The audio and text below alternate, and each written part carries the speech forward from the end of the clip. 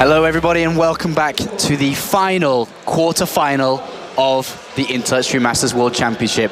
We're in the middle of a crazy series between Liquid TaeJa and StarTale Life. We have TaeJa, who's currently up 2-1.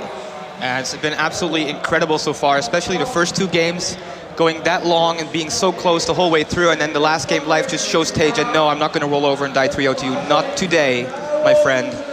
And he will fight back into the series. And what a map that we're going to go on to now to go into the next game to decide whether we finish it or whether we're going to the final map. It is going to be Frost, which is a fantastic map for both of these players, and we'll talk about that in a moment once we get into this. Is down here to the bottom left-hand side, playing for Team StarTale from Korea, is the Red Zerg. It's Life.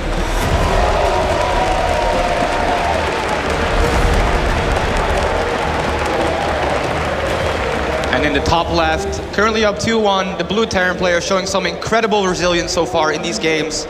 It is Liquid TaeJa. So, Liquid wrecked. This map, Frost, is the most favored map out of all maps that pro gamers have played within the InterStream Masters and the World Championship Series, parallel to each other.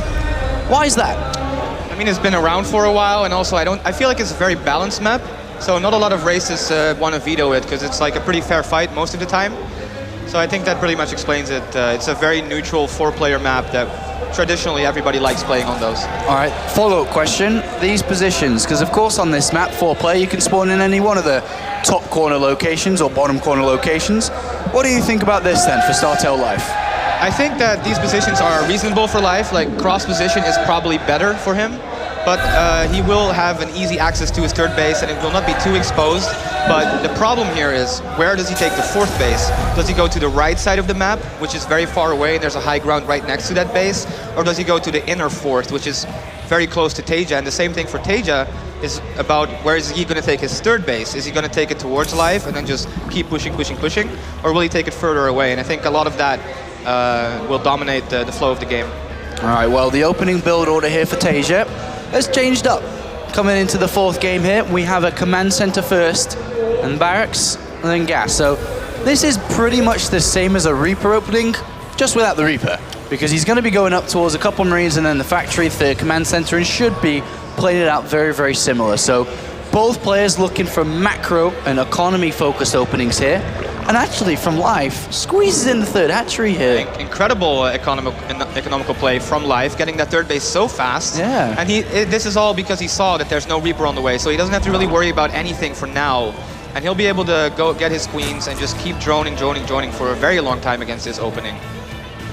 And, well, he's got until the Hellions come out to do whatever he wants. And we'll see that it should be just complete drone production coming out from him. Wouldn't be very surprised if he turns this into any form of aggression, but having this 3rd hatchery down, that's a lot more lava. That's a lot more, as you say, the D word, your favorite word. Indeed. Anyone's favorite. Everyone's favorite word, drones. 6 lings, additional to the 2 that are already out. Yeah, Liquid erect. That's a lot of lings, and TaeJa needs to make a bunker very, very soon, but with him seeing that 3rd hatchery, is he really going to be in the mindset that he will need that bunker super quick? Maybe not, and it doesn't look like he's making it so far. The SCV will come back, and this SCV should make the bunker. Yes, it does, but Life might have a little bit of a timing here where you can get the lings inside TaeJa's Marines and do some damage. This would be a great start here for Life. He's got 8 circlings out. He's waiting for them to be together there, it looked like. He's waiting for the wolf pack, but he's going in. There's 20 seconds left on that bunker. If that completes, then the Marines are fine.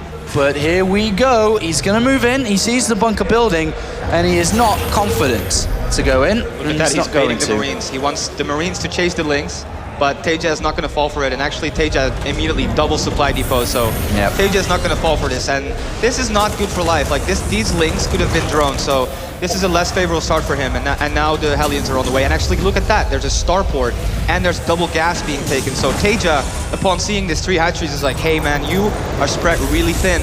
And if I control my Hellions and my Banshee correctly, I might be able to take advantage from that. But on the flip side, his third commander is delayed because he built, 3 extra supply depots really, really early on, and a bunker, which he didn't really build at all in the previous games as well. So, yeah, I mean, I think that this is decent. This is a big commitment from TaeJa, and I think we're going to see him go up to like a lot of Hellions, and Life normally uses only Zerglings. If he does not get a Roach Warren in this game, then this could be very, very difficult. And with TaeJa controlling those Hellions, once you get about 8 with the Banshee, you can kill so many Zerglings, so Life is going to have to be super careful. And he doesn't have any creep spread yet, Brett. He's still on just 3 queens. Also, no Overlords were able to get into the main base to see this coming at all. And so far, TaeJa has played so much 3CC that, it's really going to be up to Life. And look at that, he does throw down the Roach Warren, which is a saving grace for him. If he managed to get Roaches out, he'll have a lot easier time dealing with this. And wow, slow Zerglings killing not 1, but 2 Hellions there.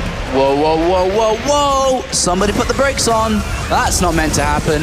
2 Zerglings get roasted there, but 2 Hellions were killed before to just slow Zerglings, and that would have been 6. So yeah, that takes the sting out of this Hellion harass for sure in the early game, and I'm not sure what happened there for TaeJa, but his Banshee now will make his way to the natural, and the lair is not even started, and there are no Spore Crawlers anywhere in sight, so this Banshee can do a lot of damage, Sean. Yeah, that's going to be terrible for these drones. I would hate to be a drone. And here we go. So Spore Crawler's thrown down immediately. Cloak is not far away from finishing.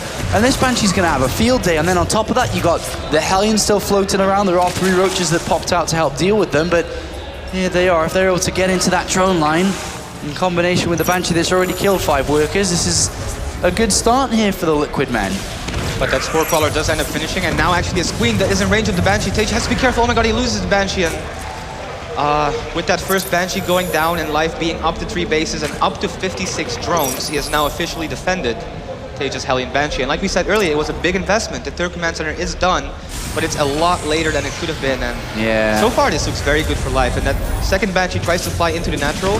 That Queen has to be very careful. That Queen should not step off creep. Lady, put your shoes back on and get over there. And it looks like this Queen is not going to last long. That's a nice pickup for TaeJa, and he will harass these drones just a little bit more, but the Spore covers pretty much everything. Same thing in the main base, and TaeJa not getting so much done with this at all so far. And also the creep spread has not really been denied. The upgrades are better for Life.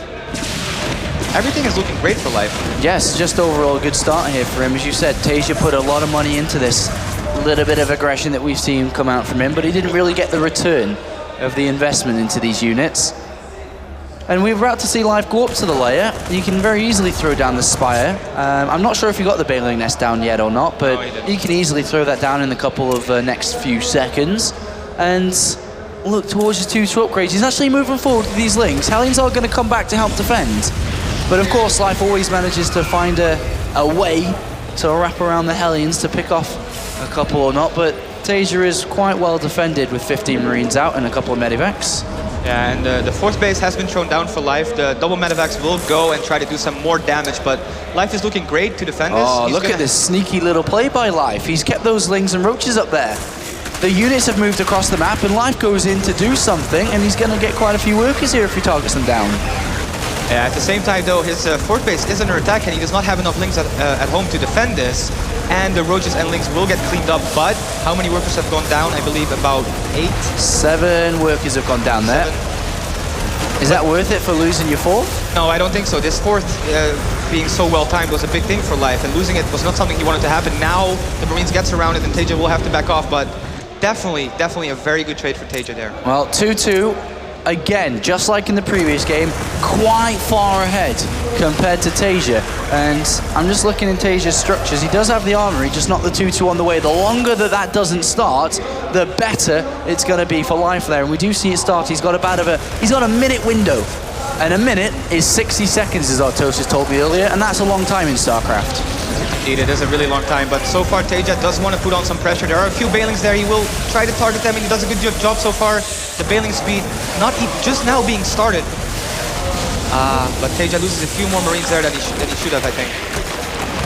And Ling's doing quite well here, and there's a lot more on the way as well. Mutalisk, 7 of them are about to join this. But TaeJa putting on some nice pressure here. And actually, this 4th base is in a bit of trouble once again. The Marines take out all the Banelings, and The mutas are now done, but there is almost nothing on the ground. 28 links in the production tab, but TaeJa just runs forward. He's got to not lose his mutalisks. He's already lost one. He's lost the banelings, and that's a lot of medivacs here. And remember, this is Life's tournament here. He does not want to lose just to this small movement out. The Ling's getting close, and a couple of roaches, emergency roaches, get built as well to help out. Mulus dying here, and he pulls them back, but even with good micro, loses a lot here, and TaeJa just rallying across, waypointing across. And all of a sudden, the good game, as you described from Life, has turned quite sour. Yeah, and Life kind of just gets caught with his pants down there without any banelings, and now TaeJa is just stimming these Marines forward relentlessly. There's a constant stream of units coming from his ways towards Life base, but the 2-2 will now finish as well with the baneling speed, so now Life has a better fighting chance against this, and he will actually manage to save his 4th base, which is a big deal. Yeah, he saves his 4th base, he's still got a lot of units pumping out, and as you can see now, 2-2 has completed. And baneling speed not even that far away either, but the Mulus count is low. This has been a great set of trades here for TaeJa. And he's going to be able to defend this here from now. Yeah, like you said, there's no mutas, and these roaches are not something that Life wanted to make at all. Yeah. So TaeJa does not have to worry at all about being harassed. For the next, I don't know, 5 minutes, he can probably just keep attacking, and now there are some mutas, but not quite enough to do anything about these medevacs. And look at that opportunity for Life to use those 2-2 upgrades is gone, because we're about to see 2-2 complete here for TaeJa. Hellbats and Thor's been added into the mix, as well as Blue Flame. And TaeJa's been busy adding barracks. His production is about to ramp up heavily. He's making the Hellbats once again. He's got the Thors, and all is missing from his play right now is a 4th base, and it will get thrown down.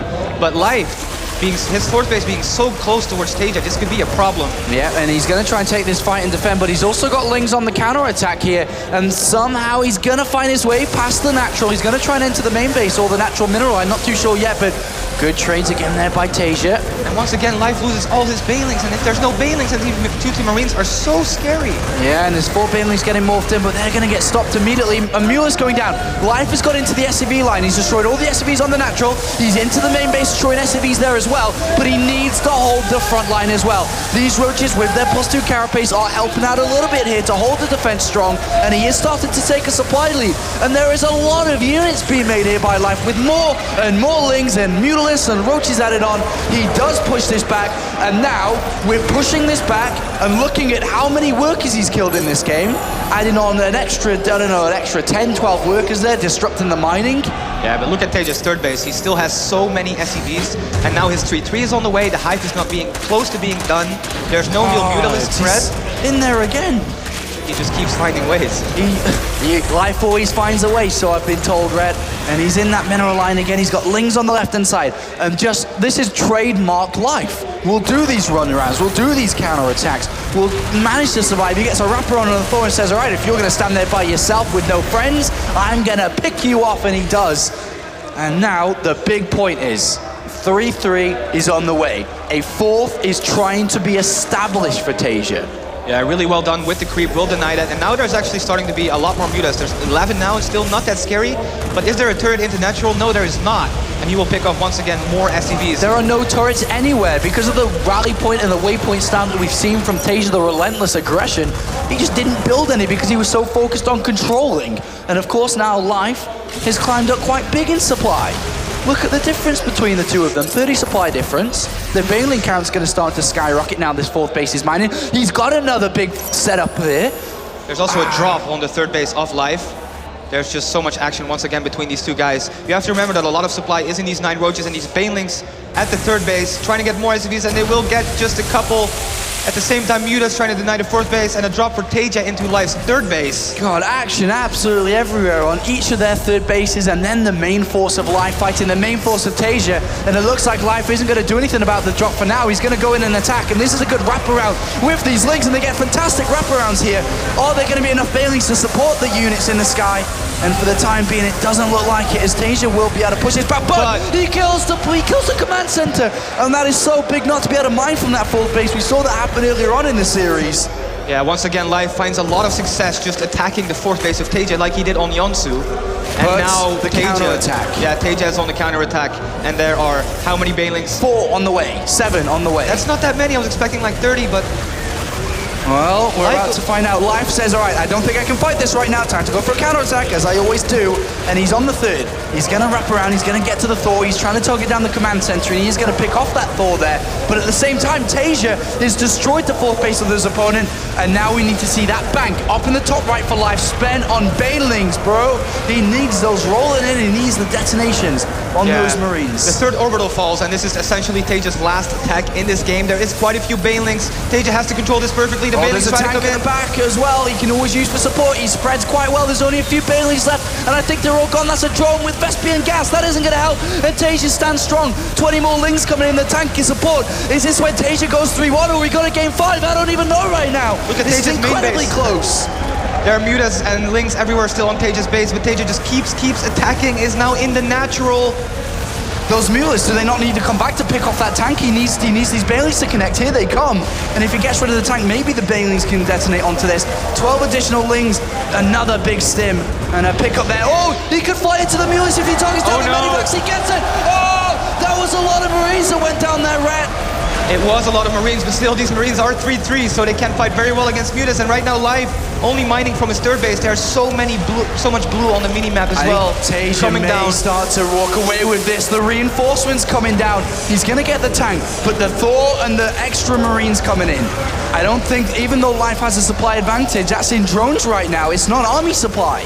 No, this is incredibly close, and TaeJa has such a large army. Once again, he will step on creep, but there's just not that many Banelings, only 2 of them. Yeah, there's 2 there that they are, well, not the best Banelings. Let's just go ahead and say that. There's 9 more on the way.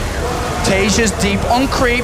Mulis being traded off. You don't really want that to happen. Here they come. 3 Banelings or so coming from behind. Transfuses go on the Mulis, and the Banelings come in. They do get a decent connection there, and he cleans up the Marines for now. But he's got to deal with the Thor and the reinforcements. The Medivacs are going down as well. Every single one. Oh, the Thor escapes. The Thor escapes. This is so incredibly close. And remember, TaeJa does have mules behind this for now. Yeah, he's mining from his third base. To hold on.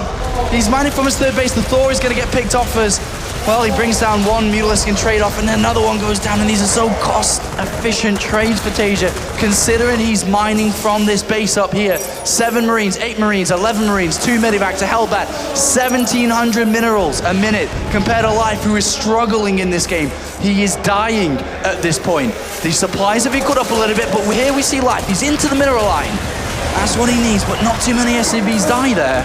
Now, TaeJa responds well this time, and Life right now, he's probably thinking, oh, what do I do now? TaeJa is flying his orbital once again to his 4th base, and he will just keep ramping up his production. And Life on 1 mining base right now with not even that many minerals left, no other hatcheries going up.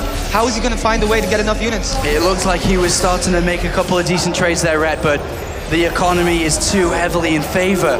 We do have the 2 Ling counter-attack, as we've seen throughout all of this game. It was 20, but only 2 now, and they get blown to pieces by this Widow mine. And by now, we are actually up to 69 worker skilled and 55 worker skilled. These guys do not let each other mine in peace at all. But look at TaeJa's army, it is so scary. 5 Mutalisks, well, for Life, and 4 Banelings.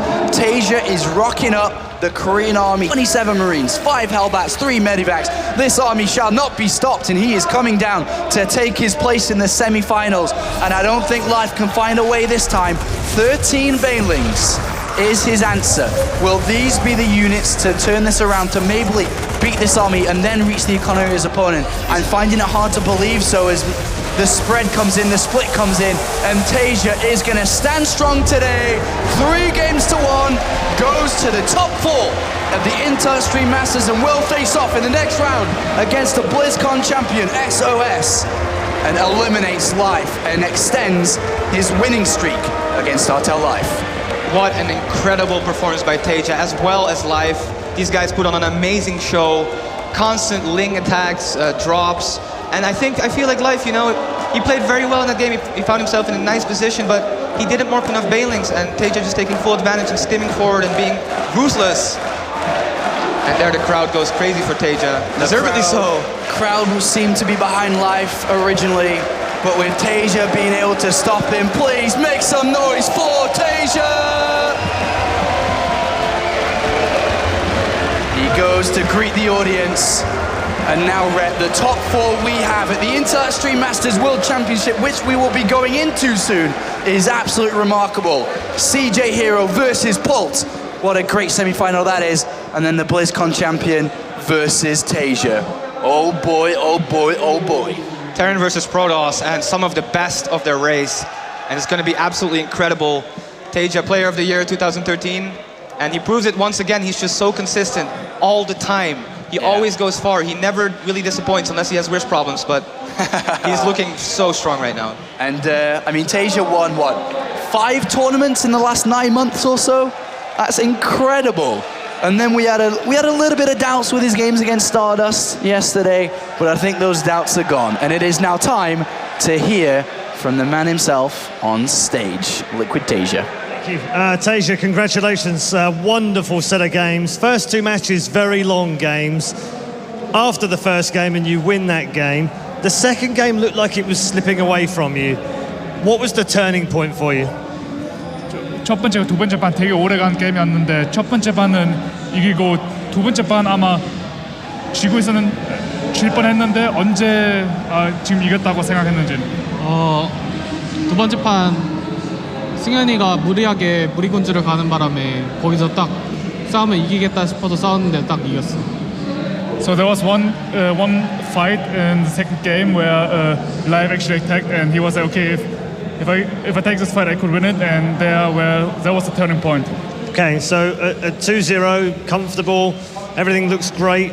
You've already had 3 victories against Life in the last 3 matches. In fact, he's never beaten you in Heart of the Swarm. But then he comes back and he's always very aggressive. Were you worried at all at the end of the 3rd map? Did you suddenly think, okay, I need to keep calm now? 또 이때까지 라이브 선수한테 한 번도 안 졌는데 하드 오브 스웜에서 그래서 세 번째 판 들어갈 때 라이브 많이 공격적이었었잖아. 많이 공격했는데 너 언제 이거 아마 질 수 있다고 걱정했는지 요 베스트 5. 일단 세 번째 판도 제가 이겼다고 생각했는데 손이 갑자기 안 움직여가지고 지게 된 것 같아요. 네, 그래가지고 뭐 이 판 저도 다음 판 이기면 되지 이런 생각으로 했어요. So actually the third game he saw that he won it as well, but actually his hands didn't work that well, like his fingers and stuff. And he was like, okay, even if I lose this one, I just have to win the next one, then I'm through. Okay, I mean, a little safety net there. You've never won the Intel Extreme Masters. You seem to have won everything else, though, but not the Intel Extreme Masters. Explain to me how much it would mean to win this one in particular. 너 이때까지 IEM을 우승을 못했는데 다른 대회는 우승했는데 IEM은 우승 못했는데 IEM 우승하는 거 얼마나 중요한 건지. 일단 제가 이번 IEM이 첫 참가거든요. 그래가지고 첫 참가만에 우승하면은 더 멋질 것 같은데 또 게다가 상금이 1억이라 더 우승하고 싶어요. So it's actually his first IEM that he's attending, and it would be awesome when he actually wins his first attending IEM, and obviously the prize money with 100,000 is tempting as well. Okay, thank you very much. Ladies and gentlemen, Liquid TaeJa. And he's gone, but don't go anywhere. We're going to a quick commercial break, but when we come back, we will have more StarCraft 2 action. It's the semi-finals next.